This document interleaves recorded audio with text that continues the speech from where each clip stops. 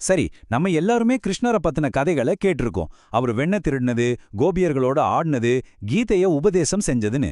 ஆனா ஒரு நிமிஷம் யோசிச்சு பாருங்க. நமக்கு தெரிஞ்ச இந்த எல்லா கதைகளும் ஒரு ஆழமான, ஒருவேளை ரொம்பவே ஆபாயகரமான ஒரு உண்மையை மறைக்கிறதுக்காகவே பின்னப்பட்ட ஒரு வலைனா என்ன பண்ணுவீங்க? இந்த ஒரு கேள்விதான் நாம இன்னைக்கு திறக்க போற அந்த மர்ம பெட்டியோட சாவி. நாம பார்க்க போற ஒவ்வொரு ஸ்லைடும் நீங்க கிருஷ்ணரை பத்தி இதுவரைக்கும் தெரிஞ்சு வச்சிருந்த எல்லாத்தையும் கேள்வி கேட்கும். இதுக்கான பதில்கள் உங்களை ஆச்சரியப்படுத்தலாம், இல்லனா கொஞ்சம் அச்சுறுத்தவும் செய்யலாம். இதுதான் கிருஷ்ணரை சுத்தி இருக்கிற மிகப்பெரிய முரண்பாடு. ஒரு பக்கம் பார்த்தா அவர் இந்த பிரபஞ்சத்தோட ஆதாரம், முழுமையான கடவுள்னு சொல்றோம். ஆனா இன்னொரு பக்கம் அவர் ஒரு சாதாரண மனுஷ மாதிரி வெண்ணெய் திருடுறார், கோபியர்களோட விளையாடுறார், அர்ஜுனனுக்கு தேர் ஓட்டுறார். எப்படி ஒரே நபர் கடவுளாகவும் ஒரு சாதாரண மனிதனாகவும் இருக்க முடியும்? இதுல ஒண்ணு பொய்யா இருக்கணும். அது எது? இந்த விளக்கத்துல இந்த மர்மங்களோட பூட்டத்தான் நாம உடைக்க போறோம். இந்த சின்ன சின்ன செயல்களுக்கு பின்னாடி ஒளிஞ்சிருக்கிற பிரபஞ்ச ரகசியங்கள் என்ன? இந்த சாதாரண கதைகள் எப்படி ஆயிரக்கணக்கான வருஷமா மனுஷனோட மனச ஆட்டி படைக்குது? இதுக்கான பதில்கள் நீங்க நினைச்சு பார்க்க முடியாத அளவுக்கு இருக்கும். ஆமா, நீங்க கேட்டது சரிதான். இதெல்லாம் வெறும் புராண கதைகள் கிடையாது. இது உங்க மனசோட ஆழத்துல இயங்குற ஒரு ரகசிய சாஃப்ட்வேர், ஒரு ஆபரேட்டிங் சிஸ்டம். அந்த சிஸ்டத்தோட கோடை நீங்க புரிஞ்சுக்கிட்டீங்கன்னா உங்களை பத்தியும் இந்த உலகத்தை பத்தியும் நீங்க வச்சிருக்கிற மொத்த பார்வையும் நுறுங்கி ஒரு புது பார்வை உருவாகும். சரி, முதல் பகுதிக்குள்ள நுழைவோம். கிருஷ்ணரின் முரண்பாடு. இந்த முரண்பாடு ஏன் வருதுன்னா, நாம செய்யற முதல் அதே சமயம் மிகப்பெரிய தப்பு இந்த கதைகளை வார்த்தைக்கு வார்த்தை அப்படியே நம்புறது தான். அது ஒரு வலை. அந்த வலையில சிக்கிட்டா உண்மையை நம்மால என்னைக்குமே பார்க்க முடியாது. அந்த வலையிலிருந்து வெளியே வர்றதுக்கு நாம லீலாங்கிற திறவுகோலை பயன்படுத்தணும். லீலா அப்படின்னா தெய்வீக விளையாடு. கிருஷ்ணரோட ஒவ்வொரு செயலும் அது பார்க்க எவ்வளவு சாதாரணமா தெரிஞ்சாலும் அது மனித குலத்துக்கு ஒரு ஆழமான பாடத்தை மறைமுகமா சொல்ற ஒரு பிரபஞ்ச நாடகம். இப்போ அந்த நாடகத்தோட முதல் காட்சிய பாருங்க. நாம என்ன நினைக்கிறோம்? கிருஷ்ணர் வெண்ணெய் திருடினார்னு. ஆனா அவர் திருடினது வெண்ணெயே இல்ல. அவர் திருடினது நம்ம மனசுல இருக்கிற அசுத்தமான எண்ணங்களையும் நம்ம அகங்காரத்தையும். அதுக்கு பதிலா அவர் நம்ம மனச தெய்வீக எண்ணங்களால நிரப்பினார். அது ஒரு திருட்டு இல்ல, அது ஒரு ஆன்மீக பரிமாற்றம். அதே மாதிரிதான் கோவர்த்தன மலைய தன்னோட சுண்டு விரலால தூக்குனது அவரோட உடல் பலத்தை காட்டுறதுக்காக இல்ல. அது ஒரு மெசேஜ். வெளியில என்ன புயல் அடிச்சாலும் சரி, என் மேல நீங்க வைக்கிற அசைக்க முடியாத நம்பிக்கை தான் உங்களை காப்பாத்துற உண்மையான மலை அப்படிங்கறத உணர்த்ததான் அந்த லீலா நடந்தது. ஆக நாம புரிஞ்சிக்க வேண்டிய விஷயம் இதுதான். இந்த கதைகளை ஒரு சரித்திர புத்தகம் மாதிரி பார்க்காதீங்க.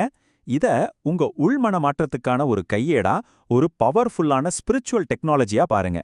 ஒவ்வொரு கதையும் உங்க மனசுல இருக்கிற ஒரு குறிப்பிட்ட பூட்டை திறக்க உதவுற ஒரு சாவி.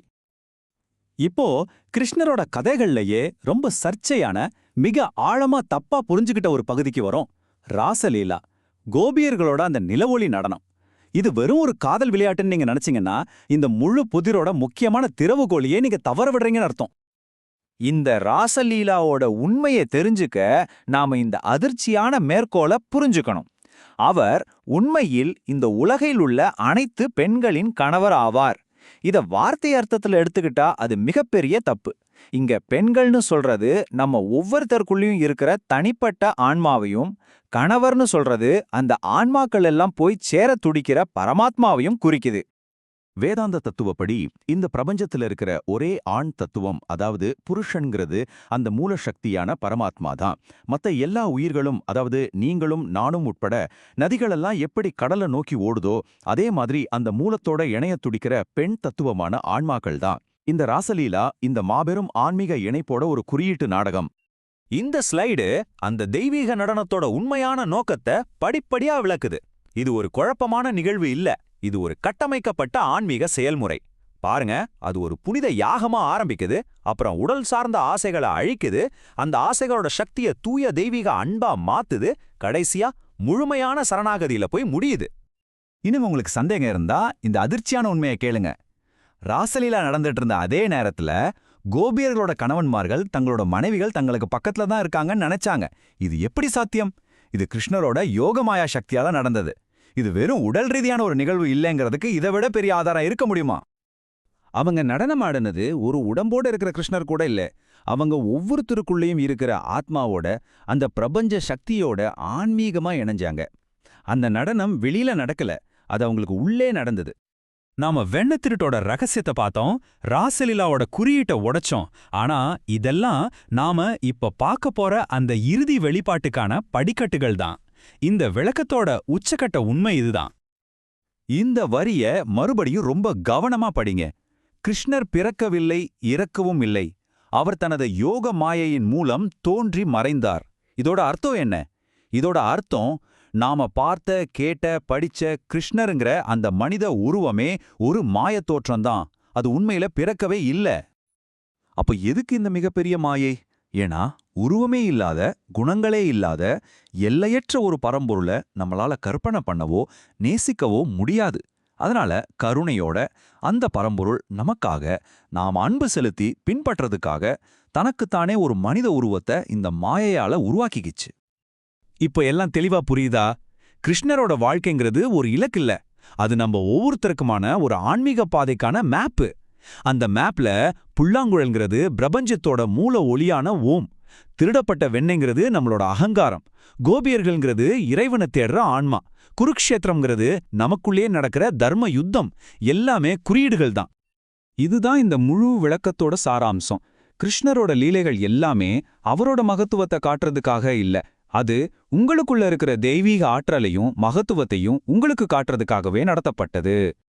சரி, நாம இந்த பயணத்தோட இறுதிக்கு வந்துட்டோம். ஆனா இது வெறும் தகவல்களோட தொகுப்பு இல்ல, இது உங்களுக்குள்ள ஒரு மாற்றத்தை விதைக்கிற ஒரு கருவி. இப்போ அந்த இறுதி கேள்விக்கான நேரம். கடைசியா கிருஷ்ணரோட கதைகளை வெளியில தேடுறத நிறுத்துங்க. அது உங்களுக்குள்ள நீங்க பார்க்க வேண்டிய ஒரு கண்ணாடி. அந்த கண்ணாடியில நீங்க ரொம்ப ஆழமா பார்க்கும்போது அங்க தெரியறது கிருஷ்ணரா, இல்ல அது நீங்கள்தானா? இந்த கேள்வியோட உங்களை விட்டுட்டு போறேன். இந்த பகுப்பாய்வுக்கான தகவல்கள் அனைத்தும் ஸ்ரீ சுவாமி சிவானந்தாவின் படைப்பை அடிப்படையாக கொண்டவை.